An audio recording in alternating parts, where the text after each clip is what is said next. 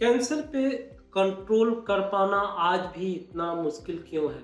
लोग बोलते हैं कि हम कब का चाँद पे चले गए, मार्स पे चले गए, साइंस यहाँ आ गया है, साइंस वहाँ आ गया है, हम एआई की दुनिया में हैं, सॉफ्टवेयर इतना विकसित हो गया है, हार्ट, किडनी, लीवर ट्रांसप्लांट हो जा रहा है।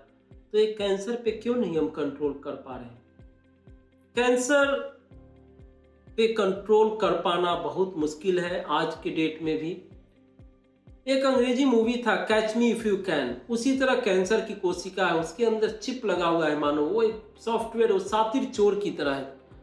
हम एक रास्ता रोकते हैं, वो दूसरा रास्ता अपनाता है, दूसरा रास्ता रोकते हैं, वो तीसरा रास्ता अपनाते हैं।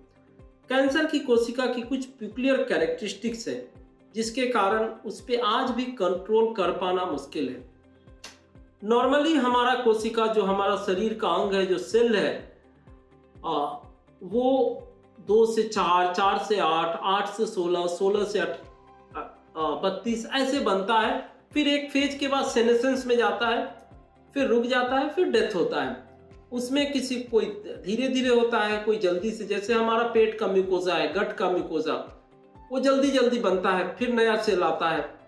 लीवर का है कैंसर, इसके लिए ग्रोथ के लिए पीछे से एक हार्मोन आता है, हमारा ब्रेन के पीछे वाले पार्ट में हाइपोथैलेमस पिट्यूटरी होता है, वहां से ग्रोथ हार्मोन आता है, वही कंट्रोल करता है। बट कैंसर की कोशिका बोलता है, कैंसर का सेल बोलता है, कैंसर बोलता है, जो कैंसर का है सेल, वो बोलता है कि मैं तुम्हारे बॉडी के ग्रोथ सिग्नल, ग्रोथ हार्मोन के को नहीं मानूंगा, मैं उसके कंट्रोल में नहीं हूं। ये अपना ग्रोथ चलता है, 2 से 20, 20 से 400, 400 से 5000 ऐसे बनता है। नॉर्मल कोशिका एक फेज के बाद डेथ कर जाता है, प्लांट डेथ, उसको एपोप्टोसिस बोलते हैं। कैंसर का कोशिका उसको नहीं मानता है। प्लांट डेथ बहुत कम केसेस में होता है या लेट स्टेज में होता है। ये एक कैरेक्टरिस्टिक्स है कि ये ग्रोथ हार्मोन के परे है। उसके अलावा कैंसर की कोशिका जो है वो नियो एंजियोजेनेसिस करता है। नियो एंजियोजेनेसिस का मतलब होता है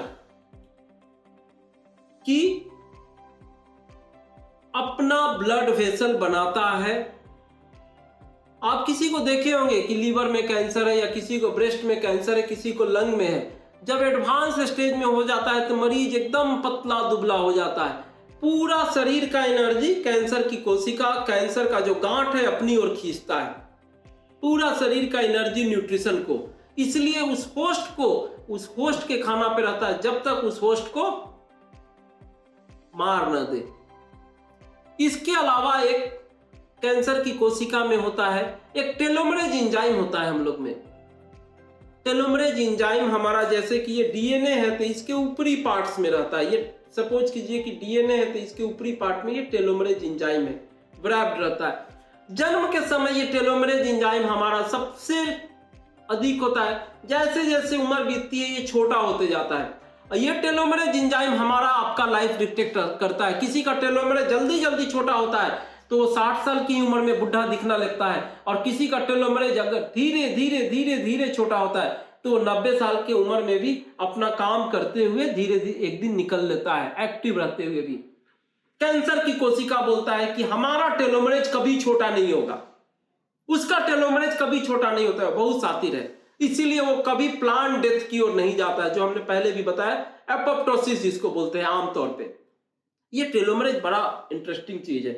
आपका हमारा जो शू लेस रहता है ना, तो ऊपर में देखते हैं एक प्लास्टिक लगा होता है, वो प्लास्टिक कभी जब खुल जाए तो ऊपर से हमारा शू लेस खुलना शुरू हो जाता है। तो ऐसे टेलोमरेज जब हमारा खत्म हो जाता है तो हमारा डीएनए खुलना शुरू हो जाता है। डीएनए खुलना शुरू हो जाता है तो बहुत सारे डैमेजेज होते हैं और फिर हम कई बीमारियों के शिकार होते हैं।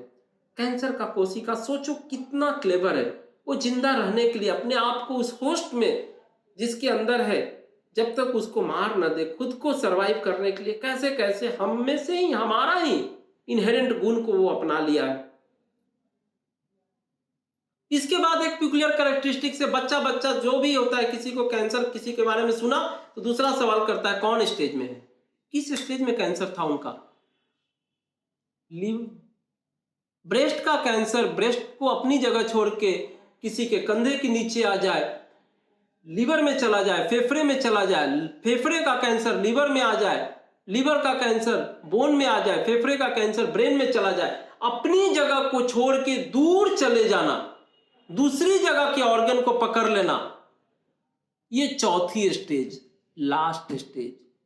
जैसे चोर अपनी गांव को छोड़ के अब दूसरे गांव में, अपना गांव को छोड़ के, अपना जिला को छोड़ के दूसरे जिला में अब चोरी कर रहा है, अपने जगह को छोड़ के शरीर में दूसरी जगह फैलना शुरू कर देता है, उसको स्टेजिंग बोलते हैं। और इन्हीं सब पेक्युलियर कैरेक्टरिस्टिक्स जो हमने बताया, पहला बताया कि हमारे ग्रोथ हार्मोन के कंट्रोल में नहीं है, किसी के 5 बच्चे हैं, एक बच्चा अपने बाप के कंट्रोल में नहीं है, उसी तरह कैंसर भी इसी शरीर में रहता है, अपने मरीज के शरीर में रहता है, लेकिन उसके हार्मोनल बैलेंस को, उसके हार्मोनल कंट्रोल को नहीं मानता है, वो अपनी चाल चलता है। पहला पॉइंट ये बताया।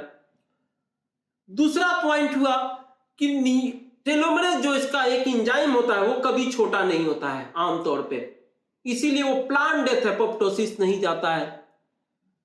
तीसरा बताया कि अपना ब्लड वेसल्स, अपना चैनल्स बनाता है, जैसे कैनाल कैसे होता है, नदी से पानी को पटाने के लिए दूर दूर तक खेत में पतला, उसी तरह ये कैंसर की कोशिका नियोवैस्कुलराइजेशन बोलते हैं, नियो एंजियोजेनेसिस, और उसके अगेंस्ट आज ड्रग भी है कि इसकी खून की नली को नई नली को ना बनने दे, ताकि इसको ग्रोथ को हम रोक सके, उसको एंटी VEGF एंटीबॉडीज बोलते हैं। और चौथा हमने बताया स्टेज वाला, स्टेज का गेम है, चौथी स्टेज में चला गया, लास्ट स्टेज में अपनी जगह को छोड़ के दूसरी जगह, तो वो लाइलाज हो जाता है 99.9% में। आज हम स्टेज 4 में भी कुछ एक कैंसर में क्योर की बात कर रहे हैं, जीत की बात कर रहे हैं। तो ये कैंसर के कुछ पेक्युलियर कैरेक्टरिस्टिक्स है जिसके कारण आज भी कैंसर पे पूर्णतः साइंस हर एक केस में कंट्रोल करने में हम असक्षम हैं, लेकिन हम आशावादी हैं कि सूनर वी आर, बहुत ही रिवोल्यूशनरी साइंटिफिक चेंजेज आ रहा है कि आने वाले समय में कैंसर पे हम जीत पा सके। धन्यवाद।